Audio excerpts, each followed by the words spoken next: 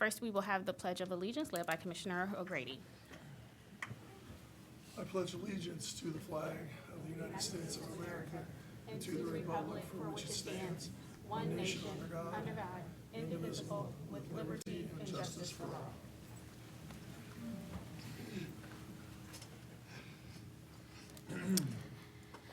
We've been talking all month about how it is National County Government Month, and I'm excited to share that we're now just a day away from the release of our State of the County Report and Luncheon. The report will be available first thing tomorrow morning at report.franklincountyohio.gov. It's organized around our 6 core principles of good governance and has some great videos and other interactive features. Best of all, everyone will be able to enjoy the luncheon program live streamed on the Commissioner's Facebook page. We'll discuss our work as equity champions and the future of DEI, some community partner recognition, and the presentation of our annual Every Resident Everyday Awards for Excellence in Public Service. Just go to the Commissioner's Facebook page to RSVP for the video event, and you can stream it live at noon tomorrow. But before we get into our regular agenda, we've got some special guests with us. First is Jennifer Fish from the Franklin Soil and Water Conservation District to tell us a little bit about Earth Day and what we can do to celebrate locally and to help conserve Franklin County's natural beauty and natural resources for generations to come. Welcome, Ms. Fish.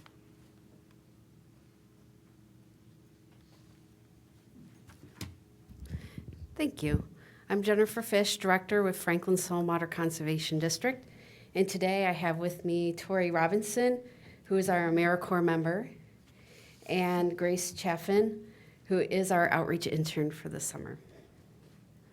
Thank you so much for inviting me today to celebrate not only Earth Day, but this week is now being referred to as Earth Week, and April is Native Plant Month. Earth Day is a great time to think about how we use the land that we live on.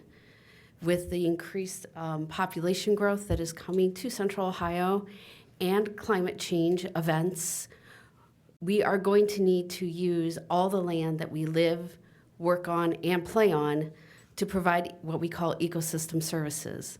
To be able to provide that space for soaking in the rainwater, for using those land resources to improve our drinking water, to improve wildlife habitat, and then just our overall quality of life. One way we can do this is with rain gardens, and we are promoting rain gardens. A rain garden is a depression in the ground where we plant native plants and shrubs, and you can redirect rainwater to that depression. And that soaks in the rainwater rather than having it run off into our streets, carrying pollution to our storms. A lot of people don't know the storm drains go directly to our streams. So whatever we can do to keep the pollution out of the storm drains is good. It also, the more we soak in the rainwater into the land, the less it's going to flood and create erosion problems and create issues for the residents in Franklin County.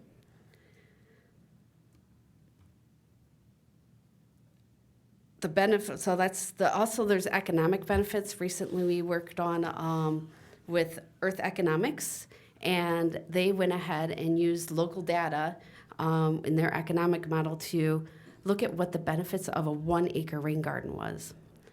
So they looked at, with their calculations, they estimate that a rain garden creates up to $74,000 in benefits annually. And that includes noise pollution, flood regulation, biodiversity and habitat, neighborhood and scenery, avoided management cost, carbon sequestration, and avoided emissions from infrastructure. So there's definitely a way to value those, and they have a great deal of value for us. This year for community backyards, we do offer $50 rebates for residents to participate in an online course and quiz, and then they get $50 towards a rain barrel, compost bin, native plants to put on their property, again, to help soak in that rainwater. So if anybody needs assistance with any of that, we are happy to talk with you, and actually very excited to talk with you to meet our end goal of making sure we're using as much of the land in Franklin County as possible for ecosystem services. Thank you very much for your time. Well, thank you, Ms. Fish, for always joining us in session. I just have one quick question. Does yeah, I almost Ohio have like a designated native plant that we recognize? Yes, the Native Plant Month is recognized statewide at the State House. So, What is it? What is the plant? Or what did you say it was? Native Plant Month. But do we have a specific native plant? Oh, Like when I was I in the State don't- House, we had like I a thought- cookie, okay. we had there's I'm going to find out. a bird, we had a We need bunch of things one. we recognize. If So we I was just don't, wondering. then I'll put that up the chain and say we need to renew that. Oh, I was think just that's a wondering. great Buckeye idea. tree? What? It's not the Buckeye tree. The Buckeye tree is native. There you go. I know we have a lot of, So I think, that's a great idea. I know we have a ton of invasive plants, so. Yes. But yeah, planting a Buckeye tree is a fabulous idea, and yes, that would be our state native plant then. Well, thank you. Commissioners, I verified that. It's the Buckeye tree. Oh, it is, okay. Yes, In yes. 1953, it was declared It was by the state legislature. Thank It's you. the I guess tree, I guess I should've 1953. known Note that down, Didn't know everyone. that, but okay, thank you. Commissioner My Crawley, My neighbors have a Buckeye tree in their backyards. if I may ask, Joy Bevins, Deputy County Administrator of Health and Human Services, thank you so much for Yes. this. How do our residents find out about acquiring is there a website they go to? Oh, There's yes. folks that are listening, so I want to make sure the barrel and the, Yes, so we make it Online. really easy. All you have to do is Google communitybackyards.org, and you get right to the website. Or you can call our office at 614-486-9613, and we are more than happy to direct you. And we do work with people whether they have, web services or not. So we have different options and ways for people to participate. And then I did leave, in case I forget, I do have native plant stickers that I put up there, so Oh, perfect. you can put them on your laptops or your water bottles. That's the thing now. So, Oh, and then you also gave us a handout. and I do for- have extra handouts over there too Yeah. about the economics. So it talks a little bit more about those numbers I was just talking about. Great. Thank you, Jennifer. Yes. Always great to have you. Commissioner Crowley, if I may. Absolutely. Since it's Earth Month, Earth Week, Earth Day, and while we are talking about Ohio facts, I guess we might as well just add that the state of Ohio's official flower is a carnation with a crimson tint, Thank you. But- Thank you. a red carnation. Some people will get an inside joke on Yeah. it. We got it. But thank you. It's a reincarnation. All right. I'm sure the Kappas will and Deltas appreciate that. Thank you. All right. Our next You're welcome. guest is Tara Purdy from Ohio Health Sexual Violence Services to tell us a bit about Sexual Assault Awareness Month. Welcome, Ms. Purdy. Thank you. Hello. Good morning. I want to thank you for inviting me here during Sexual Assault Awareness and Prevention Month, which is April, to speak on behalf of Ohio Health's Sexual Assault Response Network of Central Ohio, better known as Ohio Health SARNCO. I have with me here our Community Health Partnership Director, Becca Barbeau, and my name is Tara Purdy, and I'm the manager of Ohio Health Sexual Violence Services. So I want to give you some ideas of the services that we offer for survivors and co-survivors of sexual violence. Our department, Ohio Health Sexual Violence Services, includes SARNCO and the Forensic Nursing Program. In over 22 emergency departments, our forensic nurses provide forensic care to survivors of sexual violence, felony and domestic violence, human trafficking, child abuse and neglect, elder abuse and neglect, and child sexual abuse. Our SARNCO advocacy program provides emotional support, crisis response, and community response information to survivors and co-survivors of sexual violence. The full scope of our services include 24-hour hospital advocacy in over 22 plus emergency departments across Central Ohio. Our trained hospital advocates provide 24/7 confidential emotional support, validation, active listening, safety planning, safety supplies, and much more. The advocates remain with the survivor until they are discharged unless otherwise directed by the survivor, so all of this is survivor-led. We have a 24-hour statewide helpline where advocates provide crisis response, emotional support, safety planning, safety supplies, coping and resilience skills, all free of charge to the survivor. Helpline advocates give community referrals as well, such as housing, food assistance, mental health, survivors' rights information, and justice system resources. We have aftercare advocates who offer accompaniment and support through the court system process, law enforcement interviews, and additional follow-up appointments. Aftercare survivors assist the survivors in completing the crime victims' compensation application, immigration forms, protection orders, and additional paperwork. Recently, SARNCO has even started offering peer support groups in both Spanish and English. And we have an embedded advocate at The Ohio State University to provide support, advocacy, and aftercare services. Our prevention program, it resides in colleges such as Otterbein, Ohio State, Ohio Dominican, high schools, middle schools, and we offer programs such as bystander intervention training, engaging men, rape myths and misconceptions, consent and boundaries, and teen dating violence. We have outreach throughout the state of Ohio, offering writing workshops for survivors, bi-monthly networking events, presentations to organizations and businesses, and participation in community events. Our training is accredited by the National Advocate Credentialing Program. This is a 40-hour sexual assault advocacy training 4 times a year. It's open to anyone interested in becoming a volunteer advocate in any of SARNCO's service lanes, or community partners interested in learning more about supporting survivors in their community. Our training program also organizes and hosts an annual Sexual Assault Awareness Month conference that's open to the public. This year's conference was titled Shattering the Silence, Empowering the Voices of Those Unheard. It was very well attended. It was held on April 20th, and we had 220 participants, both virtually and in person. Yet even with our robust programming, expansive community collaboration, and over 30 years of service, we're just scratching the surface of the public health crisis that is sexual violence. Last year, the CDC reported that over half of women and almost 1 in 3 men will have experienced sexual violence involving physical contact during their lifetimes. Unfortunately, right here in Franklin County, we're seeing the direct impact of these statistics. Since January 1st, and this reporting only goes through March, mind you, because we report at the end of the month, we've seen 141 sexual assault survivors that have presented in Central Ohio emergency departments.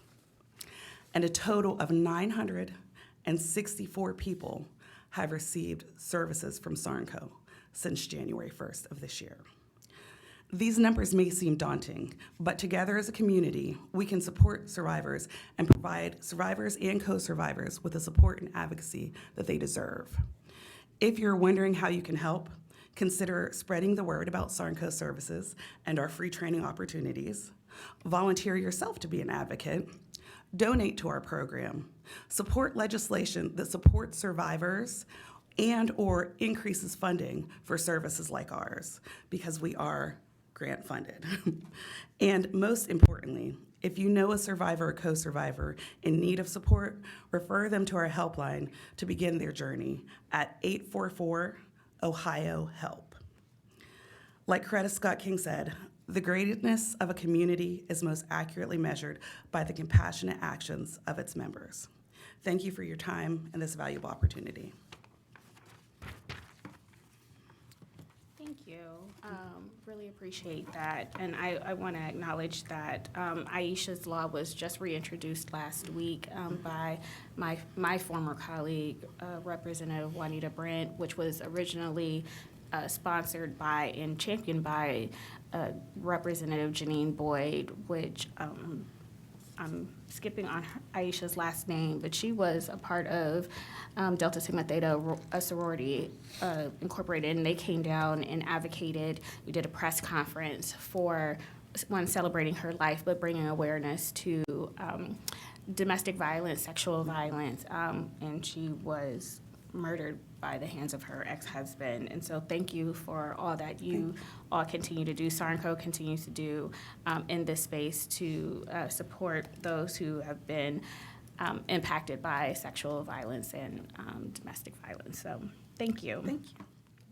Yes. Thank you so much. For those who are listening right now, our residents that are online, is there a website, a number for those dealing with these types of situations that they can go to? Yes, so the number is 844-OHIO-HELP, and that is our statewide helpline number. Anyone in the state of Ohio can call that, and that can kind of start the process to what services that you need. They can direct them to the hospital or to aftercare, or even, as I said, to the community referrals. There's also sarnco.com. It's Ohio Health /sarnco.com. So that will give you all of our services listed if you need another rundown of that. Also, they should be able to hear us on ads and see us throughout the community and billboards and things, thanks to a new marketing campaign we have.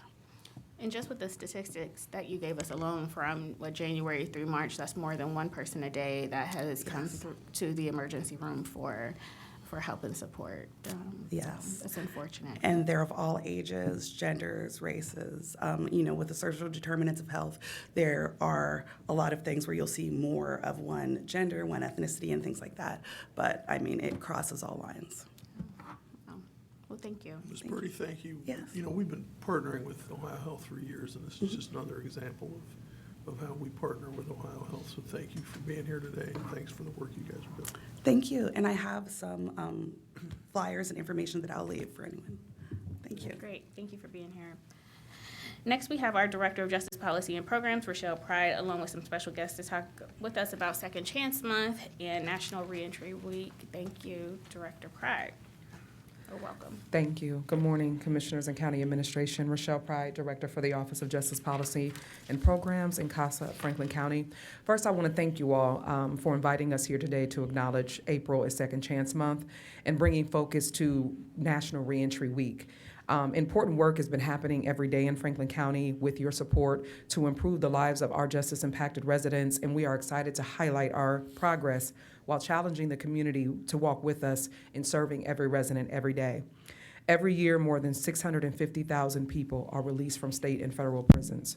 Our local jail sees an average of 19,000 releases itself every year, and 95% of individuals sent to jail or prison are returning to their communities to become our neighbors. The support of the Franklin County Board of Commissioners and our county administration, we are seeing movement in the mountain of justice reform and providing human-centric restorative practices implemented for our impacted residents. We know reentry is challenging for individuals and their families, and we also know not everyone has equitable access to resources that can help aid in life-changing incarceration when it happens and post-release. So today, and really every day, not just this month, but every day, we make it our business to ensure that we are making those who have been impacted by our justice system top priority.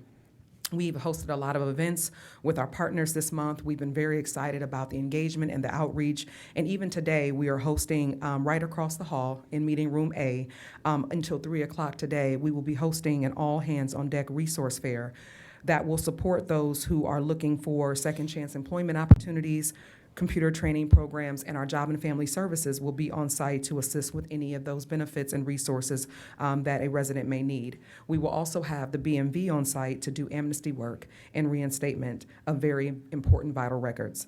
We understand that it takes a village, and today we brought the village together to serve our residents. But it's important to note that we cannot do this work in a vacuum, and so our community partners are an integral part of this. And today, I have with me one shining star who I want to allow to say a few words as it relates to their own lived experiences and the opportunities that they have created for others in giving them a second chance. Mr. Tim Richardson. He is our Director of Programs for the Urban Minority Alcoholism and Drug Abuse Outreach Program known as UMADAP of Franklin County. And Tim is a force to be reckoned with and a voice that is moving justice work in our community. So I would like to give him a moment to say a few words. Sure. Good morning. All right, good morning. I'm humbled. Nice to see you again. See you. Like she said earlier, every day we work to put emphasis on Second Chance Act. UMADAP Franklin County, we have several programs And the program I'm gonna highlight today is our Tree of Life. It's a day to recognize those that lost that lost a loved one to a senseless act of gun violence. We do it every year. This year we're doing it on August 10th. And we bring the whole community together, all the stakeholders under the umbrella of creating a circle of support and accountability. Everybody does the back to school drive. We take it a little bit further because we know that our little boys and girls out there are struggling. And when I was young and we went back to school, I know that I wanted a pair of fresh feet, some shoes. And so we have partnered with Buster Douglas and other stakeholders out there in the community to raise funds for the kids so they can have at least a nice pair of shoes when they go back to school. We meet the parents the second week after we do this fundraiser because we know some of the challenges that the parents have with these kids, but we want to make sure that the sponsors see that these kids get their shoes. So we meet them at Foot Locker and we purchase the shoes. If the shoes go over $100, then the parents is responsible for that. We also highlight mothers and murdered children, and we show them that we grieve with them in solidarity. And one unique thing about it, we make sure that restored citizens are serving the community. So we cook the food fresh. So we serve them like a big cookout, like steak and chicken and macaroni and greens and stuff like that. We provide other resources to let them know how they, just like she's doing out here today with the BNV, if they can get a birth certificate. So it's a wraparound service, but we let them know we meet them where they at. And if they need any insight on health issues, business, education, we ask that those stakeholders be there. We invite you if you want to come and check it. Last year, we did it at Linden Recreation Center. This year, we're doing it at Driving Park. So every day when we out there in the community, hands-on in the trenches, meeting our people, letting them know, because you got to understand, these people sometimes they have, they're very cynical, and that cynicism comes from trauma. And if you don't understand it, then it will kind of throw you off. I understand it because a lot of our communities, me myself, I'm a restored citizen, and here recently in prevention, I learned about ACE, which is adverse child effects. So I know that everybody in our community, the majority of them is suffering from that. And so like when she asked me the question, when we did the virtual lesson, she said, well, what can you tell our community or those that's listening today when it comes to helping the family? Well, be patient and offer love and just ask them, support them, because sometimes the family in the home, they too are suffering and they don't know how to respond and react to the guys and the women that's going through that. I'm helping a young man right now that just been released, and he was sentenced to 26 to life. He did 33 years. He went in there when he was 17 years. And all he wants to do is work. And some of the jobs that are out here are superficial. You know, it's not enough to pay. The last time he got a job at Convention Center, his last paycheck was $173. He said, what can I do with that? But I have to encourage him. I go pick him up. I provide him. I get him bus passes. And I told him, keep putting your resume out there. I even go to some of the interviews with him so he can have a job of substance. So that's what we do. I appreciate this opportunity and highlighting this, but every day I put emphasis on second chance. Thank you. Thank you. Thank you. And we have another young lady who cannot be with us today. She was unfortunately under the weather, but we also wanted to recognize Ms. Marvetta Froh-Shelton, who is the founder and president and CEO of Breaking Barriers, which provides evidence-based mentorship, advocacy, and support services to justice-involved youth. And her work has served over 800 individuals inside and outside in doing this work. So we do have a special recognition certificate for Mr. Richardson, and I'll accept Ms. Marvetta's on her behalf. But we want to just thank you for the work that you do. This month is very special. Tim did not really say it as emphatically, but this is his 10-year anniversary of coming home this month. And he's been doing the work every day. So we present this to you on behalf of the Board of Commissioners, County Administration, and the Office of Justice Policy and Programs, and thank you for your work. No, thank you. We're going to do a picture And up we're front. going to do a Yes. picture with you up front. Yes.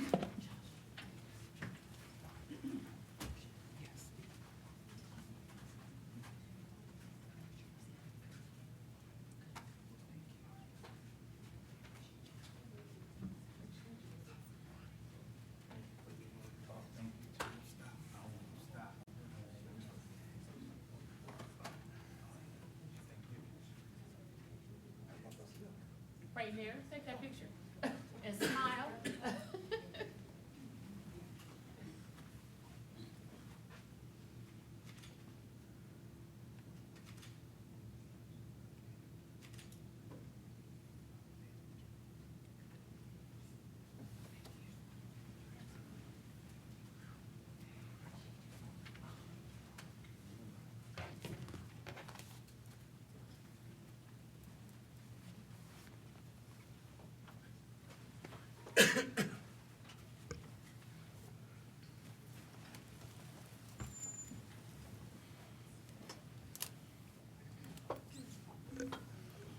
All right.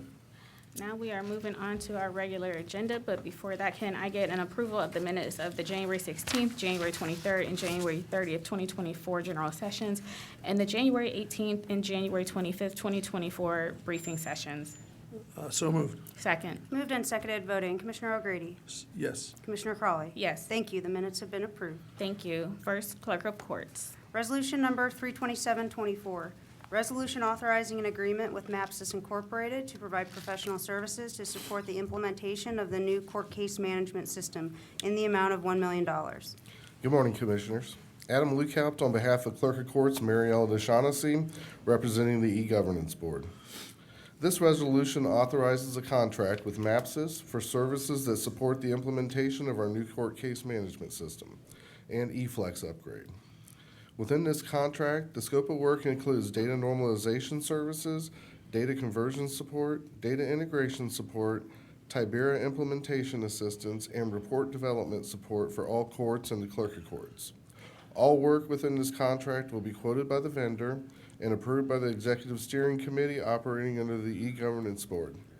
This is a 5-year, $1 million agreement. Pending any questions, I recommend approval of this resolution. If there are no comments or questions, I'll move approval of Resolution 32724. Second. Moved and seconded, voting. Commissioner O'Grady. Yes. Commissioner Crawley. Yes. Resolution number 32724 has been adopted. Resolution number 32824, resolution authorizing an amendment to the services contract and statement of work with Intellinetics Incorporated for professional services related to the conversion of document image files to the new Odyssey court case management system in the amount of $90,712. This resolution authorizes an amendment to the Intellinetics contract. The original contract with Intellinetics enabled the vendor to create a software tool for the county to combine single-page TIFF files into multi-page PDF files, a necessary step before the image data can be imported into the new Tyler Odyssey system. The vendor had to perform additional tasks to modify the data export utility and to support the upgrade of the county's e-filing system, which is also included in this amendment. Pending any questions, I recommend approval of this resolution. If there are no comments or questions, I'll move approval of Resolution 32824. Second. Moved and seconded, voting. Commissioner O'Grady. Yes. Commissioner Crawley. Yes. Resolution number 32824 has been adopted. Thank you, Commissioners. Thank you. Thank you. Next up, we have the engineer. And we have a public hearing for Resolution 0329-24. Can the clerk please read the public hearing? Establishing, altering, and widening of Alkire Road, County Road number 11, at Demarest Road, County Road number 25, Jackson Township, Franklin County, Ohio, viewed. Engineer to file plans as necessary. I would like to open the public hearing for this resolution. Is there anyone in the audience who would like to speak at this public hearing? Seeing and hearing no one, I would like to close the public hearing and have the clerk read the resolution into the record. Resolution number 32924, establishing, altering, and widening of Alkire Road, County Road number 11, at Demarest Road, County Road number 25, Jackson Township, Franklin County, Ohio, viewed. Engineer to file plans as necessary. Good morning, Commissioners. Brad Foster, Franklin County Engineer. Good morning. Commissioners, on March 26, 2024, the board adopted a resolution declaring necessary the Alkire Road at Demers Road. And on April 16, 2024, the Board of Commissioners viewed the said improvement project. This resolution authorizes the engineer to prepare plans necessary for the construction of this project and represents the second step in the legislative process. Located in western Franklin County and Jackson Township, the project seeks to repair and replace failed storm sewer infrastructure at the intersection. Pending any questions, I ask for your approval. If there are no comments or questions, I'll move approval of Resolution 329-24. Second. Moved and seconded, voting. Commissioner O'Grady? Yes. Commissioner Crawley? Yes. Resolution number 329-24 has been adopted. Resolution number 330-24, authorization for the Franklin County Engineer to enter into a reimbursement agreement with the City of Columbus for the Central College Road at Ulrey Road Improvement Project, Franklin County, Ohio. Commissioners, this resolution seeks authorization to enter in an agreement with the City of Columbus for reimbursement of the costs associated with the construction of a shared-use path on the north side of Central College Road from Helena Drive to the intersection of Central College and Lee Road. The city is making improvements to the intersection of Central College at Lee Road and Early Road, and the county engineer has requested that the proposed shared-use path be extended further to the west as part of this project. The total cost of this work will not exceed $200,000. Pending any questions, I ask for your approval. If there are no comments or questions, I'll move approval of Resolution 330-24. Second. Moved and seconded, voting. Commissioner O'Grady? Yes. Commissioner Crawley? Yes. Resolution number 330-24 has been adopted. Resolution number 331-24, resolution authorizing participation in the Ohio Department of Transportation contract for road salt, Franklin County, Ohio. Commissioners, this next resolution is the annual resolution that seeks authorization to participate in the ODOT contract for road salt. The resolution allows us to provide a 4,000-ton request to participate in this year's contract. Participation in the contract will allow the Franklin County Engineers Office to take advantage of competitive pricing as a result of collaborative bidding. Pending any questions, I ask for your approval. If there are no comments or questions, I'll move approval of Resolution 331-24. Second. Moved and seconded, voting. Commissioner O'Grady? Yes. Commissioner Crawley? Yes. Resolution number 331-24 has been adopted. Resolution number 332-24, report first of the Franklin County Engineer establishing sums of compensation for a portion of the owners of property abutting the North Hague Avenue Sanitary Sewer Improvement Project, Franklin Township, Franklin County, Ohio, in the amount of $5,500. Commissioners, our next resolution seeks compensation for one property owner abutting the sanitary engineer's North Hague Avenue Sanitary Sewer Improvement Project. We have negotiated with the property owner, and compensation is based upon fair market value. Pending any questions, I ask for your approval. If there are no comments or questions, I'll move approval of Resolution 332-24. Second. Moved and seconded, voting. Commissioner O'Grady? Yes. Commissioner Crawley? Yes. Resolution number 332-24 has been adopted.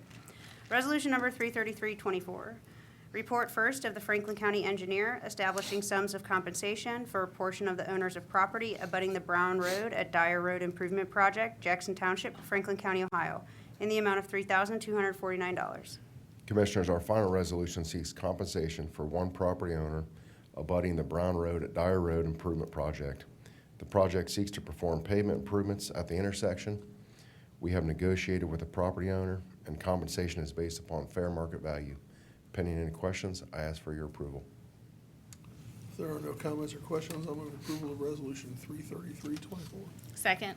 Moved and seconded, voting. Commissioner O'Grady? Yes. Commissioner Crawley? Yes. Resolution number 333-24 has been adopted. Thank you. Thank you. Have a good day. Next up, we have the Sheriff's Office.